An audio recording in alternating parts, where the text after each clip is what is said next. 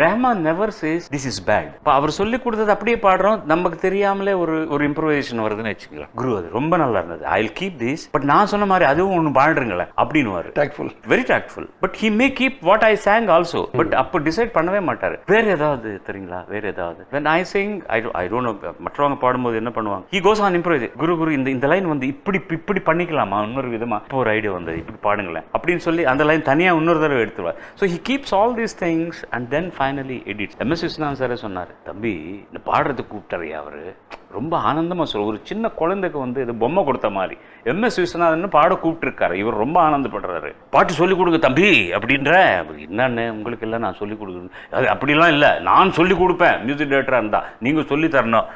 சரி ஏதோ பாடினாரு, இப்போதான் தெரியுது மியூசிக் டைரக்டர் சொல்லி கொடுக்கும்போது பாடுறது எவ்வளோ கஷ்டம் சிங்கர்ஸ்க்குன்னு, நான் எவ்வளோ வேதனை கொடுத்துருப்பேன் உங்களுக்கு எல்லாரும் புரிஞ்சது.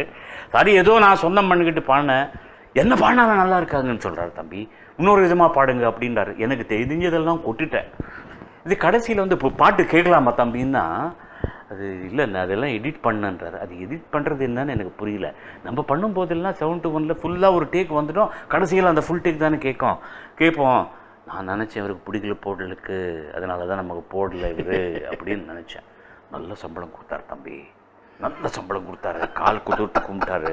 சரி இதெல்லாம் இருக்காததுக்கு தான் இந்த மாதிரிலாம் நமக்கு மோடி பண்ணுறாருன்னு நினச்சேன். நான் போனதுக்கப்புறம் ரேடியோவில் ஒரு நாள் பாட்டு கேட்குது, நான் என்ன பண்ணேன், அவர் என்னென்ன பண்ணியிருக்காரு, ஆர்டிஸ்டேஷன்லாம் பண்ணி எங்கெங்கேயோ எடிட் பண்ணி நான் கூட பெரிய சிங்கர் மாதிரி பண்ணிட்டாரு தம்பி அவர் அப்படின்னு. Really and he means it. It's not எதுக்காக ஃபோன் பண்ணி எனக்கு சொல்ல வேண்டிய அவசியமே கிடையாது. எனக்கு ஏன் சொல்லணும் சார். தென்றல் என்னை தீண்டினால் சேலை தீண்டும் ஞாபகம், சின்ன பூக்கள் பார்க்கையில் தேகம் பார்த்த ஞாபகம், வெள்ளி ஓடை பேசினால் சொன்ன வார்த்தை ஞாபகம், வெள்ளி ஓடை பேசினால் சொன்ன வார்த்தை ஞாபகம், மேகம் 2 சேர்கையில் மோகம் கொண்ட ஞாபகம், வாயில்லாமல் போனா வார்த்தை இல்லை பெண்ணே, நீ இல்லாமல் போனால்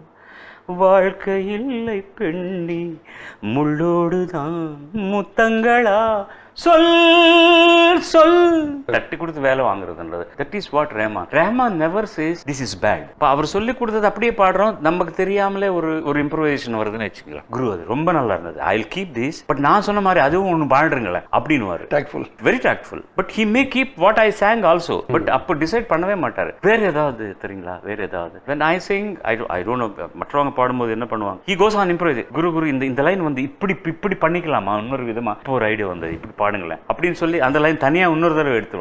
So he keeps all these things and then finally edits.